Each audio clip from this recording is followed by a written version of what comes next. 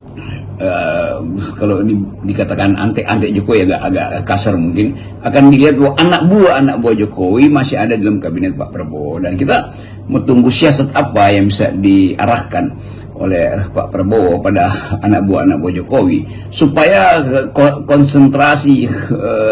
menangani kesulitan ekonomi betul-betul bisa dijadikan prioritas dan bukan lagi mengingat-ingat apa yang pernah dilakukan oleh Pak Jokowi. Jadi pemutusan memori itu pasti harus dilakukan supaya ada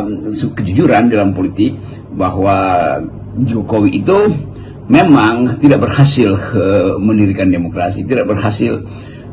menunjukkan prestasi di bidang pencerdasan kehidupan bangsa seperti perintah konstitusi, tidak berhasil memelihara fakir miskin seperti arahan yang diperlukan dimaksudkan oleh Undang-Undang Dasar 45. Jadi sekali lagi beban psikologi atau psikososial Pak Prabowo tentu harus dia atasi dengan cara yang elegan, karena keinginan untuk tidak mempersoalkan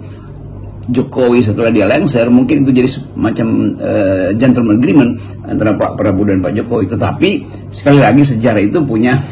cara sendiri untuk meminta pertanggungjawaban dari seseorang yang oleh sejarah dianggap merusak demokrasi, dan itu adalah pertanggungjawaban peradaban supaya ada pelajaran. Tetapi kita tunggu juga bagaimana konsolidasi kekuasaan Pak Prabowo menjadi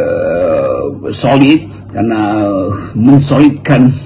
100 orang di kabinet itu butuh kapasitas, bukan sekedar kapasitas konseptual tapi kapasitas emosional, karena harus merapikan satu jumlah yang besar supaya ada di dalam barisan yang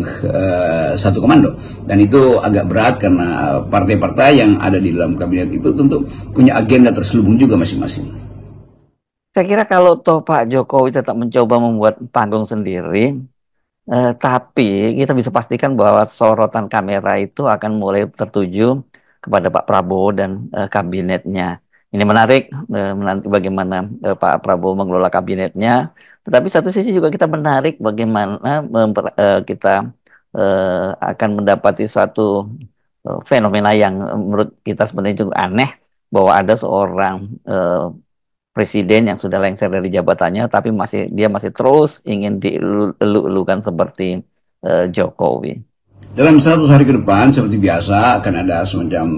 proyek-proyek atau program yang diunggulkan yang akan diperlihatkan oleh kabinet Pak Prabowo. Dan dalam 100 hari ke depan juga orang akan melihat